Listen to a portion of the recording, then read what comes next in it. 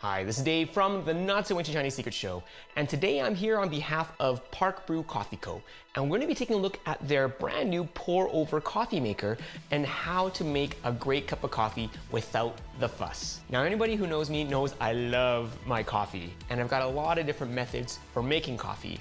But one of my favorites is pour over because you have control over a lot of the variables, and there are a lot of variables. Everything from the quality of the bean, the freshness, how long it's rested, the quality of your water, believe it or not.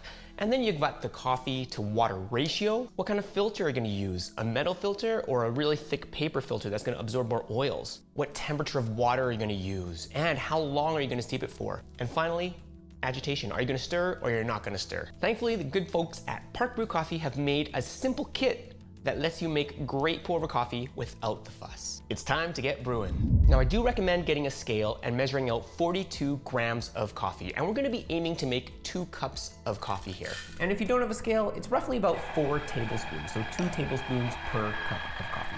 As for the grind, you wanna get something that resembles kind of coarse sand. But don't worry if you don't have a good grinder, have your coffee shop grind it for you. When we put our grind in, we want to even the bed of the dry grounds in the filter. And now for the temperature of the water. You don't want to use totally boiling water right off the kettle. You want to let it rest just a little bit so you're about in the 195 to 205 degree range. In total, we've got 42 grams of coffee, and we're going to aim for 700 grams of water to make our 2 cups of coffee. Now the first pour is going to be a gentle wetting of the grounds. And a gooseneck is nice, but not necessary, but it lets you control the flow rate as well as make sure that you evenly wet the bed. Sounds awkward, but yes, that's what you want to do with coffee. To wet the grinds, we're going to want to use about 3 times as much water as we have ground coffee. Since we're using 42 grams of coffee, that means we're going to aim for about 126 grams of water, but you don't have to be too accurate. This is called the blooming phase. And what you want to do is let every piece of coffee get wet. And you'll notice that there might be some bubbling of gas coming off the beans as this happens. Now here's a tip. Optionally, you can also gently excavate the bed of coffee. Now the purpose of this isn't to stir.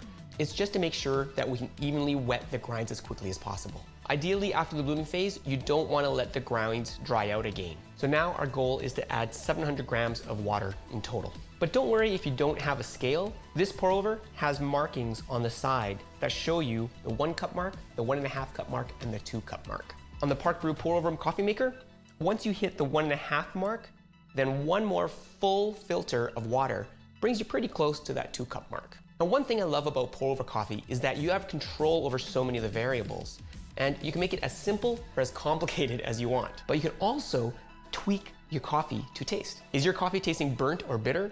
Then try using a lower temperature of water. On the opposite side, if your coffee's too weak or even sour, maybe try tightening up your grind and seeing if you can get more flavor out of your beans. Another thing I really love about this pour over coffee maker kit is the cup. It's insulated borosilicate glass with a handle, and it carries a lot of coffee. The last step, enjoy your freshly brewed cup of coffee. That's a good cup of coffee. Links are below to pick up your own ParkBrew pour over coffee maker. Thanks for watching, happy brewing, and I'll see you in the next video.